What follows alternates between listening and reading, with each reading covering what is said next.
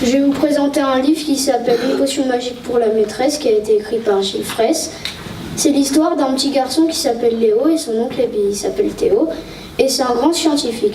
Il fait plein d'inventions et quand la maîtresse de Léo commence à devenir trop stricte, il décide de faire une potion magique.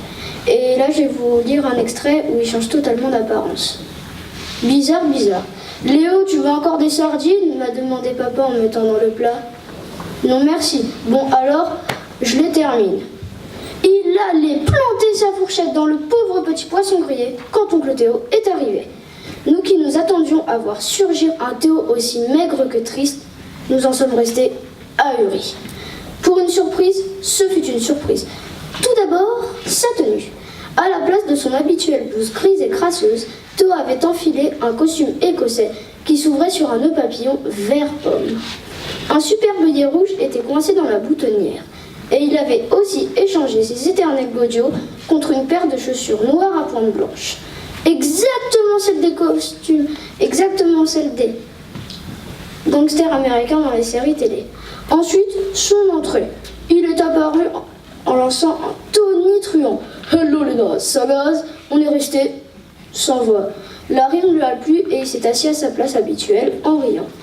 Il a reculé sa chaise pour mieux installer ses pieds sur la table tout près du plat de sardines.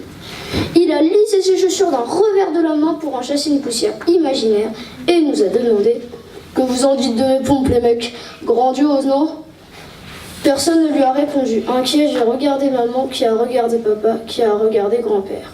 « Et mon costard, vous avez vu la classe de mon costard ?» a poursuivi Théo. C'est papa qui a réussi à desserrer les mâchoires le premier. En bon acteur, il n'a pas eu trop de difficultés à simuler d'un air enjoué. « Il est super, Théo !»« Superbe !» Théo lui a accordé un bref sourire de reconnaissance avant de mettre en route son moulinet à parole. Il a commencé à parler, comme s'il avait voulu rattraper le retard accumulé durant ces longues années de science. Combien de temps cela va-t-il durer ? Une demi-heure ? Une heure, je ne sais pas. Mais c'est bien simple, il reconnaît ce qui lui passait par la tête sans aucune retenue.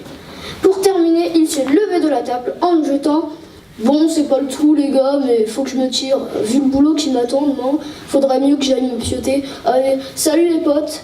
Imperturbable, il est sorti tranquillement de la cuisine en chantant une chanson